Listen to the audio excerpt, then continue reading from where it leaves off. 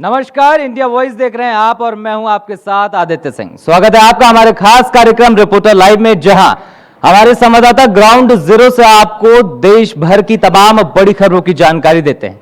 सबसे पहले बात करेंगे जहां पीएम नरेंद्र मोदी ने वॉइस ऑफ साउथ समिट के तीसरे कार्यक्रम में अपना समापन भाषण दिया। पूरे मामले पर ज्यादा जानकारी दे रहे हैं हमारे संवाददाता अजय चौहान। भारत सम्मेलन के साथ साथ बताया वर्चुअल के साथ जिस तरह से बेंगलुरु में तीसरी बाइट्स ऑफ ग्लोबल साउथ शिखर सम्मेलन का आयोजन किया जा रहा है, जिसकी मेजबानी कर रहे हैं। इस सम्मेलन में के जरिए वैश्विक दक्षिण के देशों को एक मंच मिलता है। इस मंच से सदस्य देश विभिन्न मुद्दों पर अपने दृष्टिकोण और प्राथमिकताओं को साझा करती है। बता दें कि प्रधानमंत्री नरेंद्र मोदी सबसे साझा किया जा रहा है। देखना होगा कि जिस तरह जो सम्मेलन किया जा रहा है इसमें कई देशों के लोग शामिल होते हैं इसमें, और कई मुद्दों पर चर्चा की जाती है। क्योंकि ग्लोबल की बात करें तो ऐसे में कई सवाल खड़े होते हैं कि जिस तरह प्रधानमंत्री मोदी लगातार कहीं ना कहीं देश की अर्थव्यवस्था को लेकर चल रहे हैं, तो उसमें कहीं ना कहीं जो भारत की जो प्राथमिकता है वो सबसे ज्यादा देखने को मिलती है। दिल्ली से अजय चौहान, इंडिया वॉइस। तो चलिए अब बात करते हैं सपा सुप्रीमो अखिलेश यादव की, जिन्होंने 69,000 शिक्षक भर्ती मामले पर बीजेपी पर जमकर निशाना साधा और तंज भी कसा। पूरा मामला बता रहे हैं हमारे संवाददाता। अखिलेश यादव ने 69,000 शिक्षक भर्ती की मेरिट लिस्ट रद्द होने पर बीजेपी सरकार पर बड़ा हमला बोला है। कहा है कि मेरिट लिस्ट भ्रष्टाचार की शिकार हुई थी। सपा प्रमुख अखिलेश यादव ने हाई कोर्ट के फैसले को जायज भी ठहराया है और मांग किया है कि 3 महीने के भीतर जो मेरिट लिस्ट तैयार होगी उसमें पारदर्शिता हो। अगर किसी का हक मारा जाता है तो समाजवादी पार्टी शिक्षकों से कंधा मिलाकर उनका साथ देगी। दरअसल इलाहाबाद हाई कोर्ट ने 69,000 शिक्षक भर्ती की मेरिट लिस्ट रद्द कर दी है और कहा है कि 3 महीने के भीतर नई लिस्ट तैयार कर सरकार पेश करे। मेरिट लिस्ट रद्द होने के बाद सपा प्रमुख अखिलेश यादव ने सोशल मीडिया के एक्स प्लेटफॉर्म पर बीजेपी पर बड़ा हमला बोल दिया। कहा कि 69,000 शिक्षक भर्ती मेरिट लिस्ट में घपले, घोटाले और भ्रष्टाचार देखने को मिले हैं। समाजवादी पार्टी प्रमुख अखिलेश यादव ने कहा कि जिस तरह से आरक्षण की अनदेखी की गई है, इससे कहीं न कहीं मेरिट लिस्ट घोटाले की शिकार हुई थी। समाजवादी पार्टी प्रमुख अखिलेश यादव ने कहा कि सरकार अब जो नई लिस्ट तैयार करे वह पूरी तरह से पारदर्शी हो, जिससे शिक्षा व्यवस्था एक बार फिर से पटरी पर आ सके। बता दें कि 69,000 शिक्षक भर्ती मामले में 19,000 अभ्यर्थी कोर्ट गए थे और उन्होंने शिक्षक भर्ती मामले में अनियमितता और आरक्षण का हक मारे जाने की शिकायत किया था। इलाहाबाद हाई कोर्ट की डबल बेंच ने मेरिट लिस्ट को रद्द करते हुए 3 महीने के भीतर नई सूची तैयार करने का निर्देश योगी सरकार को दिया है। मेरिट लिस्ट रद्द होने के बाद सियासत गर्म हो गई है। समाजवादी पार्टी प्रमुख अखिलेश यादव के पहले बसपा प्रमुख मायावती ने भी मेरिट लिस्ट पर सवाल खड़े किए हैं। फिलहाल अब यह देखना होगा कि जिस तरह से कोर्ट ने 3 महीने के भीतर नई लिस्ट तैयार करने का निर्देश दिया है, उसमें कितनी पारदर्शिता बरती जाती है यह देखने वाली बात होगी। सहयोगी सराज के साथ आसिफ बेग, इंडिया वॉइस। तो वहीं अब बात करेंगे कि दिल्ली में बीजेपी की कार्यकारिणी की बैठक जेपी नड्डा की अध्यक्षता में संपन्न हुई। इस पूरे मामले पर ज्यादा जानकारी दे रहे हैं हमारे संवाददाता अजय चौहान। बड़ी कार्यकारिणी की बैठक की गई। बताते ये बैठक जो है जेपी नड्डा के आवाज पर हुई थी। लगा कि जिस तरह से लगातार राज्य व्यापी को लेकर के ये बात चर्चा गई थी। वहीं बता दें कि आने वाले समय चुनाव को लेकर भी ये चर्चा में है, क्योंकि जिस तरह से अभी विधानसभा चुनाव होने वाले हैं उसको लेकर मंथन किया जा रहा था। लेकिन बताते कि साथ साथ में जो राष्ट्रीय अध्यक्ष का जो पद है वो अभी जेपी नड्डा के पास है, उस पर भी मंथन किया गया है। लगातार कहीं न कहीं आज जिस तरह की बैठक की गई है, इस बैठक में सबसे बड़ा मुद्दा है क्योंकि आने वाले विधानसभा चुनाव और किसानों को किस तरह से एकजुट किया जाए, जो देश की जनता है उसको कैसे एकजुट किया जाए, क्योंकि जिस तरह से लोकसभा में बीजेपी को कहीं न कहीं काफी सीटों का नुकसान उठाना पड़ा था, इसको लेकर के इस मंथन किया जा रहा है। लगातार ये बीजेपी की कई बैठकें हो चुकी है, क्योंकि मंथन किया जा रहा है कि आखिरकार क्या कमी थी और क्या कारण के हिसाब से जनता को बुझा नहीं पा रहे, क्योंकि क्षेत्रीय जो नेता होते हैं उसको लेकर भी ये मंथन किया गया। आखिर क्योंकि इस बैठक के अंदर जो राज्य के अध्यक्ष थे वो वहां मौजूद थे, वहीं बता दें कि इस बैठक के अंदर वहां की जो कलेक्टर वो मौजूद है, कई ऐसे पदाधिकारी वहां मौजूद रहे, कई नेता वहां मौजूद रहे हैं कि अब देखना है कि आखिरकार नवंबर में जो चुनाव होने, क्योंकि चुनाव आयोग ने इसकी घोषणा भी कर दी, क्योंकि महाराष्ट्र चुनाव और हरियाणा चुनाव और जो जम्मू कश्मीर चुनाव है, यानी जम्मू कश्मीर और हरियाणा चुनाव एक साथ कराने की बात कही है। अब देखना है कि क्या दोनों एक साथ होंगे या तीनों चुनावों को एक साथ भी कराया जा सकता है। ऐसे में बीजेपी का मंथन चल रहा है कि हर घर तक वोटर के तक पहुंचना है, क्योंकि संघ भी इसके अंदर इससे पहले राजनाथ सिंह के घर पर एक बैठक की गई थी जिसके अंदर संघ मौजूद थे, कई मंत्री वहां मौजूद थे। अब देखना है कि आने वाले विधानसभा चुनाव होंगे उसको लेकर क्या तैयारियां हैं और किस तरह से अब लोगों के बीच जो भारतीय जनता पार्टी उतरेगी। दिल्ली से अजय चौहान। तो चलिए अब बात करते हैं देवभूमि उत्तराखंड की, जहां पर सीएम धामी की अध्यक्षता में कैबिनेट की बैठक हुई और इस बैठक में 9 प्रस्तावों को मंजूरी मिली है। पूरे मामले पर ज्यादा जानकारी दे रहे हैं हमारे संवाददाता अभय कैंतुरा। मुख्यमंत्री पुष्कर सिंह धामी की अध्यक्षता में आज ही कैबिनेट में अनुपूरक बजट को मंजूरी देने का काम किया गया। गैरसैंण में होने वाले मानसून सत्र में सरकार की तरफ से इस अनुपूरक बजट को रखने का काम किया जाएगा। लगभग 5,600 करोड़ का अनुपूरक बजट बताया जा रहा है, जिसे आज कैबिनेट ने अपने मंजूरी दी है। ये कहा जा सकता है कि पिछले दिनों 15 राज्य सरकार के 15 विभागों ने अपने बजट बढ़ाने की मांग की थी, जिसके बाद सरकार की तरफ से इस अनुपूरक बजट को लाने का काम यहाँ पर किया जा रहा है। लगातार विकास के काम की योजनाओं को, विकास की योजनाएं वो धरातल पर उतर सके, उनकी रफ्तार बढ़ी रह सके, उसके लिए राज्य सरकार काम कर रही है। जिस प्रकार से इस बार जल्द ही राज्य सरकार की तरफ से अनुपूरक बजट लाने का काम कर रहा है, तो समझा जा सकता है कि सरकार विकास की योजनाओं में किसी भी तरीके से कोई शिथिलता नहीं बरतना चाहते, इसीलिए अनुपूरक बजट के माध्यम से उन विकास की योजनाओं को और प्रबल रूप देने का काम किया जाएगा और मजबूत किया जाएगा, ताकि जनता को विकास की योजनाओं का लाभ मिल सके। इसके अलावा इस कैबिनेट बैठक में जो विषय थे, यहाँ पर टोटल जो 9 विषय रखे गए थे, उसमें भी राज्य कर्मचारियों के हितों का ध्यान रखा गया, राज्य की जो जनता उनके हितों को ध्यान में रखने का काम किया गया। तो ये समझा जा सकता है कि महत्वपूर्ण कैबिनेट में आज कई ऐसे निर्णय लिए गए जो राज्य के विकास के लिए बहुत जरूरी थे और हमारी सरकार ने उनको लेने का काम यहाँ पर किया है।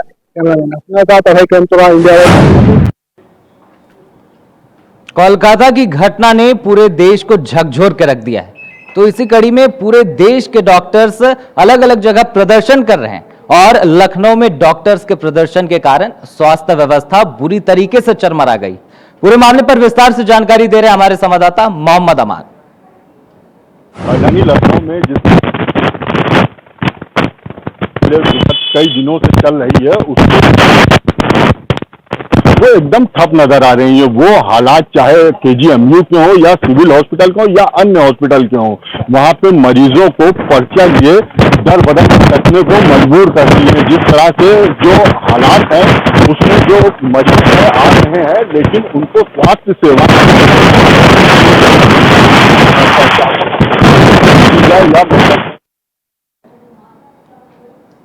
तो वहीं बात करेंगे कि उत्तर प्रदेश के सीएम योगी आदित्यनाथ ने ओलंपिक पदक विजेताओं के लिए अहम घोषणा की है। क्या है यह घोषणा, क्या कुछ है इस घोषणा के बारे में ज्यादा जानकारी दे रहे हैं हमारे संवाददाता सुशील तिवारी। गाजीपुर पहुंचे उत्तर प्रदेश के मुख्यमंत्री योगी आदित्यनाथ। पेरिस ओलंपिक पदक विजेताओं का था सम्मान समारोह, जहां पर गाजीपुर के करमपुर मेघबरन सिंह हाकी स्टेडियम में उमड़ा जनसैलाब। घोषणा की पदक विजेताओं का होगा सम्मान। इसके साथ ही पहली बार ओलंपिक में शिरकत करने वाले मेघबरन सिंह हाकी स्टेडियम के प्रोडक्ट रहे राजकुमार पाल को डिप्टी एसपी बनाए जाने की मंच से की घोषणा। इसके साथ ही मंच पर थे ललित उपाध्याय, जिन्होंने लगातार 2 ओलंपिक में शिरकत की और भारत के लिए कांस्य पदक जीता। दोनों खिलाड़ियों के माता पिता मंच पर थे मौजूद। सम्मानित किया योगी आदित्यनाथ ने और कहा कि डबल इंजन की सरकार लगातार खिलाड़ियों के साथ है। और इसके साथ ही उन्होंने ये जिक्र किया कि कॉमनवेल्थ हो, एशियाड हो या ओलंपिक हो या विश्व चैंपियनशिप के पदक विजेताओं का होता है सम्मान। इसके साथ ही उन्होंने ये भी कहा कि राष्ट्रीय स्तर पर भी जो खिलाड़ी अच्छा करते हैं उत्तर प्रदेश की सरकार उनको भी मदद करेगी। गाजीपुर के पूर्व सांसद राधे मोहन सिंह की तारीफ की और उन्होंने कहा कि हमेशा तैयार है उत्तर प्रदेश की सरकार। ललित उपाध्याय और राजकुमार पाल के चेहरे पे थी मुस्कान। सभी के माता पिता मंच पर खड़े थे। इसके साथ ही बीजेपी के अधिकारी, बीजेपी के नेता भी मंच पर थे मौजूद। इंडिया वॉइस के लिए सुशील तिवारी, गाजीपुर। तो वहीं अब बात करेंगे लखनऊ की, जहां एयरपोर्ट पर कुछ ऐसा मटेरियल मिला जिसके बाद पूरे एयरपोर्ट पर हड़कंप का माहौल मच गया। क्या था वो मटेरियल, हड़कंप क्यों बचा? खबर पर तमाम जानकारी दे रहे हमारे संवाददाता मोहम्मद आसिफ बेग। एयरपोर्ट पर चेकिंग के दौरान रेडियो एक्टिव मटेरियल लीक होने से 2 कर्मचारियों की हालत बिगड़ गई, जिसे देख हड़कंप मच गया और सुरक्षा की दृष्टि से एयरपोर्ट इलाके को खाली करा दिया गया। हालांकि एनडीआरएफ और एसडीआरएफ टीम ने मौके पर पहुंच जायजा लिया, तब कहीं जाकर स्थिति सामान्य हो सकी। बता दें कि आज चौधरी चरण सिंह एयरपोर्ट के टर्मिनल 3 पर चेकिंग चल रही थी। कार्गो चेकिंग के दौरान एक बक्सा खोला गया तो उसमें गैस रिसाव होने लगी, जिससे चेकिंग कर रहे 2 कर्मचारी की हालत बिगड़ गई। कर्मचारियों की हालत बिगड़ते देख एयरपोर्ट पर अफरा तफरी का माहौल पैदा हो गया। जिस तरह से फ्लोरीन गैस रिसाव हुई, उसे देखते हुए एयरपोर्ट का 1.5 किलोमीटर तक का इलाका खाली करा दिया गया। मौके पर हड़कंप की स्थिति बनी रही। सूचना पर एयरपोर्ट प्रशासन ने एनडीआरएफ और एसडीआरएफ टीम को बुलाया। दोनों टीमों ने जायजा लिया और मौके की स्थिति सामान्य बताया, तब कहीं जाकर एयरपोर्ट प्रशासन ने राहत की सांस ली। एयरपोर्ट प्रशासन के मुताबिक कार्गो में कैंसर की दवाएं एक शहर से दूसरे शहर जाती हैं। आज चेकिंग के दौरान एक बक्सा खोला गया जिसमें गैस रिसाव हो गया। गैस रिसाव होने के चलते 2 कर्मचारी की हालत बिगड़ गई। कर्मचारियों को आइसोलेट भी कर दिया गया है। सहयोगी सराग के साथ आसिफ बेग, इंडिया वॉइस लखनऊ। तो रिपोर्टर लाइव में इंडिया वॉइस पर संवाददाताओं की ग्राउंड रिपोर्ट लगातार जारी रहेगी, लेकिन फिलहाल वक्त हो चला एक छोटे से ब्रेक का। जल्द लौटते हैं। ब्रेक के बाद एक बार फिर स्वागत है आप सभी का। तो अब बात करेंगे गुरुग्राम की, जहां के प्रसिद्ध एम्बियंस मॉल को बम से उड़ाने की धमकी मिली है। किसने ये दी धमकी, क्या कुछ है अहम जानकारी बता रहे हमारे संवाददाता नितिन चौधरी। और गुरुग्राम मॉल को बम से उड़ाने की धमकी मिली है। धमकी मिलते ही ईमेल पर लगातार पुलिस प्रशासन में हड़कंप मच गया। जिस तरीके से ईमेल जो है 9:45 बजे आया था, लेकिन उसके बाद लगातार जिस तरीके की सूचना मिली है कि ईमेल के द्वारा मॉल को उड़ाने की धमकी मिली है। बता दें कि दोनों मॉलों को खाली करा दिया गया था। मॉल जो है नोएडा के सेक्टर 18 डीएलएफ मॉल और गुरुग्राम के डीएलएफ मॉल को जो है खाली करा दिया गया है। चप्पे पर नजर बनाई गई। पुलिस प्रशासन के द्वारा बताया जा रहा है कि लगातार इस तरीके की ईमेल आई है। ईमेल मिलते ही लगातार जो मॉल के अंदर लोग थे उन लोगों को सभी को सुरक्षित बाहर निकाल लिया गया है। बैरिकेडिंग कर दी गई है। डॉग स्क्वाड के द्वारा लगातार इसकी जांच कराई जा रही है। मॉक ड्रिल कराया गया है। लगातार इसमें पुलिस प्रशासन पूरी तरीके से चप्पे चप्पे पर नजर बनाए हुए है कि आखिरकार किसने ये धमकी दी है, लेकिन धमकी मिलने वाले को पुलिस प्रशासन के द्वारा बख्शा नहीं जाएगा। ईमेल आया है जिसको पढ़कर हड़कंप मचा हुआ है। ईमेल के बारे में मॉल के मालिक को बताया गया है कि ईमेल हिंडन 76 नाम आए हैं। इसमें लिखा है कि हेलो, मॉल की बिल्डिंग में बम है, कुछ देर में वह फटेगा और एक एक आदमी मारे जाएंगे, सब मरने लायक हैं। मॉल में इसलिए लगाया गया है क्योंकि मैं खुद मरना चाहता हूं, अपनी जिंदगी से नफरत करता हूं। जिस तरीके से ईमेल आई है, ईमेल पर उन्होंने जो है साफ तौर पे लिखा है, जिसने ईमेल भेजा लगातार उसने कहा है कि मैं खुद मरना चाहता हूं, मॉल के अंदर जितने भी लोग हैं उन्हें भी मारना चाहता हूं, ये लोग एक भी नहीं बचेंगे। कैमरामैन सुशील के साथ मैं नितिन चौधरी, इंडिया वॉइस। कोलकाता की घटना की आग अभी थमी भी नहीं थी कि पीलीभीत से एक और वैसा ही मामला सामने आया है। क्या कुछ है पूरी जानकारी बता रहे हैं हमारे संवाददाता अमित पाल।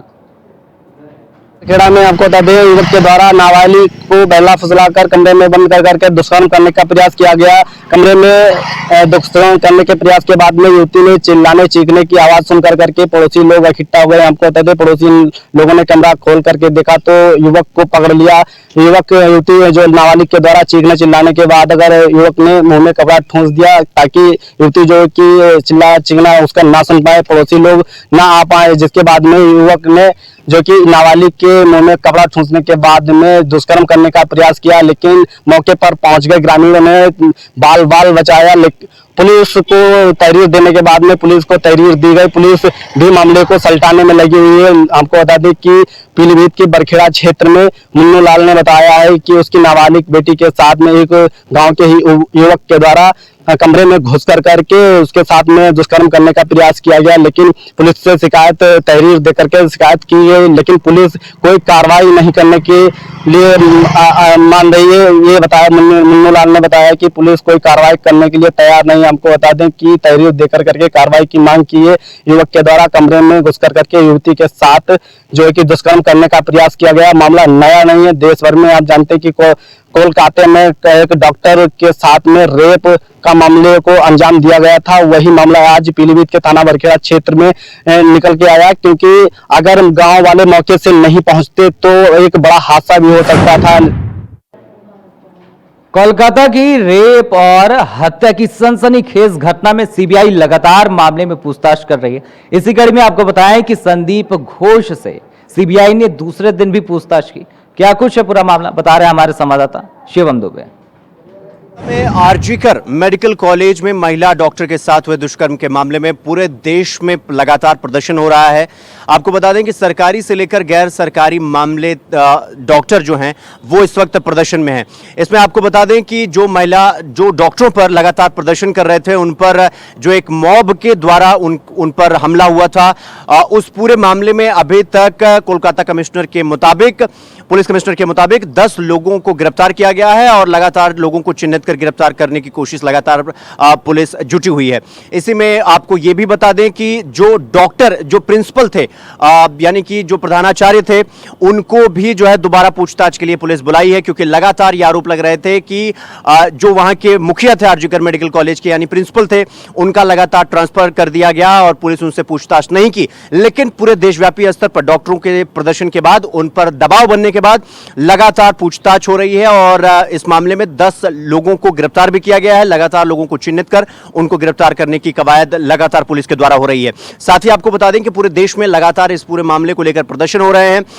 देश के एक सिरे से लेकर दूसरे सिरे तक लगातार प्रदर्शन हो रहा है, चाहे वो राजधानी दिल्ली हो या देश की कोई भी राजधानी हो, कोई भी शहर हो, लगातार प्रदर्शन हो रहा है। ओपीडी से लेकर बाकी।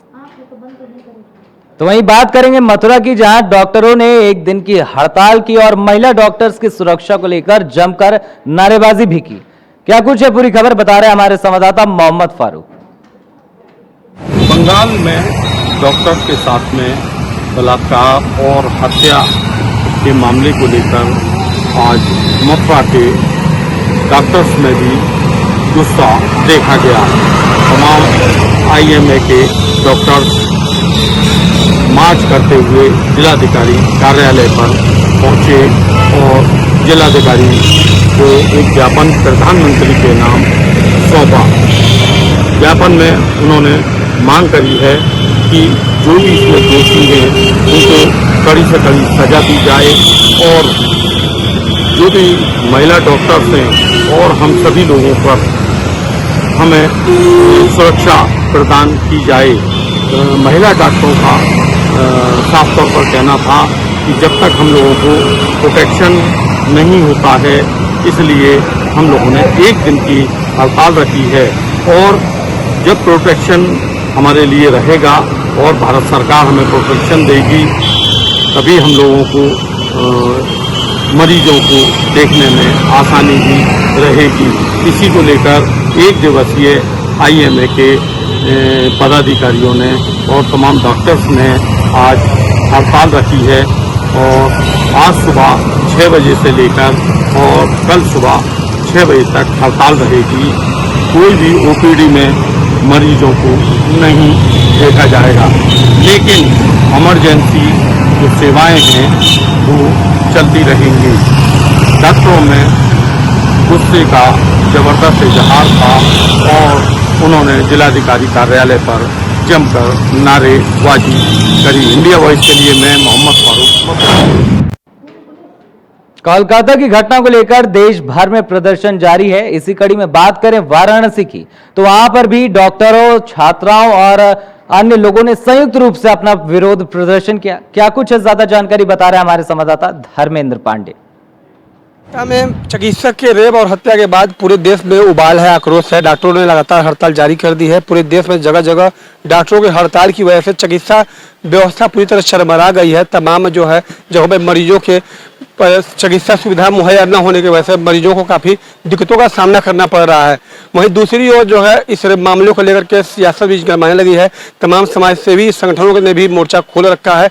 अलग अलग जगहों पे जो है देश में धरना प्रदर्शन का दौर जारी है। इसके तहत आज वाराणसी में अग्रसेन कन्या पीजी कॉलेज की छात्राओं ने विरोध दर्ज कराया है। अग्रसेन कन्या पीजी कॉलेज की छात्राओं ने विरोध के दर्ज कराकर बाकायदे हाथों में तख्ती को लिए हुए जो है बैनर तले जो है बाहर रोड पर निकल रैली निकाली है और छात्राओं ने आक्रोश व्यक्त करके कहा है कि यह घटना जो है लगातार वाराणसी में भी से पूरे जो है रेप की मामले उजागर हुए हैं और पूरे देश में ऐसी घटनाएं लगातार होती रही हैं, जिसको लेकर महिलाएं असुरक्षित और खुद को महसूस कर रही हैं। सरकार इस पर बड़ी कार्रवाई करके लगाम लगाए ताकि।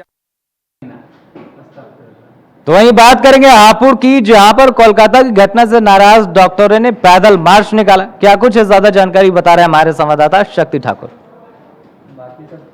हापुड़ से है, जहां कोलकाता में लेडी डॉक्टर की हत्या के बाद आज हापुड़ में डॉक्टर हड़ताल पर रहे हैं। आपको बता दें, कोलकाता में लेडी डॉक्टर की गैंगरेप के बाद हत्या कर दी थी और उसके बाद पूरे भारतवर्ष में सभी जगह उबाल देखने को मिल रहा है। आज संपूर्ण भारत में डॉक्टरों की हड़ताल थी। आपको बता दें, इसी के चलते आज हापुड़ में भी डॉक्टर हड़ताल पर रहे हैं। जरूरी सेवाओं को इस हड़ताल से बाहर रखा गया है। हापुड़ के डॉक्टरों के साथ साथ जितने भी हापुड़ में मेडिकल कॉलेज हैं, उन सभी कॉलेजों। वहीं हमीरपुर की बात करेंगे, जहां सैकड़ों की संख्या में ग्रामीणों ने धांधली को लेकर डीएम से शिकायत की। क्या है मामला, किस चीज में धांधली भी बता रहे हैं हमारे संवाददाता रूपेश गुप्ता।